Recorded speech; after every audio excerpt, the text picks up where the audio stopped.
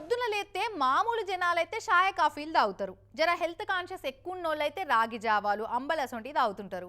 సద్దన్నం కూడా తింటుంటారు. ఇడ్లీ దోశలు అసొంటి నాష్టాలు చేస్తారు. కానీ లంచాలు తినే సర్కారు ఉద్యోగులు ఏం తింటారో తెలుసా? పొద్దుగాల లేస్తే మందిచ్చే లంచమే తాగుతారు, మందిచ్చే లంచమే తింటారు. మీకు ఏమన్నా డౌట్ ఉంటే చూసిరా పోరి ముచ్చటేందో.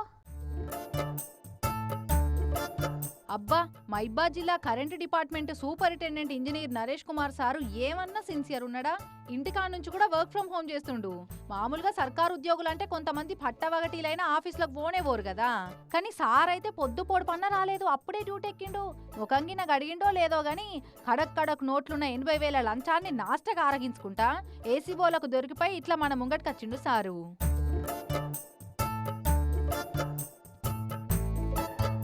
మైబాద్ జిల్లాకు ఎస్సీగా కొలువేలుగా పెడుతున్న ఈ నరేష్ కుమార్ గారు షేక్ నజీర్ అజార్ అనే కాంట్రాక్టర్ తాన ₹1,00,000 లంచం డిమాండ్ చేసిండట. మైబాద్ జిల్లాలో కరెంటు స్తంభాలేసుడు, సబ్ స్టేషన్లు రిపేర్లు అన్ని చేసి 20 లక్షల బిల్లు పెట్టిండట ఆ కాంట్రాక్టర్లు. అయితే టెండర్ వేసిన పనులే కాకుండా వేరే పనులు కూడా బాగానే ఎంచుకుంటారట. అవన్నీ కలిపి బిల్లులు పెడితే నీ బిల్లు శాంక్షన్ కావాలంటే ₹1,00,000 ఇవ్వాల్సిందే అని కాల్స్ కదింటే భయానా కింద 20,000 ఇచ్చిండట మొన్న. ఇక కడమ 80,000 ఇచ్చుడు ఇష్టం లేక ఎట్లయినా ఈ పుచ్చిపోయినోన్ని ఏసీ బోలకు వట్టియాలి అని ఫిర్యాదైందట.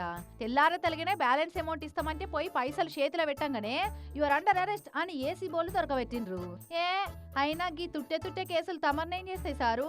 మా అంటే ఓ ఇంక్రిమెంట్ ఆగుతుంది కావచ్చు, ఇన్కమ్ కు ఏం ఇబ్బంది ఉండదు కదా. గందుకే అనేది లంచాలను చట్టబద్ధం చేసుడో లేకుంటే ఏసీబీనే లేకుండా తీసేసుడో చేస్తే లంచగొండ్లకు ఎంత మేలు చేసినట్టు అవుతుండే.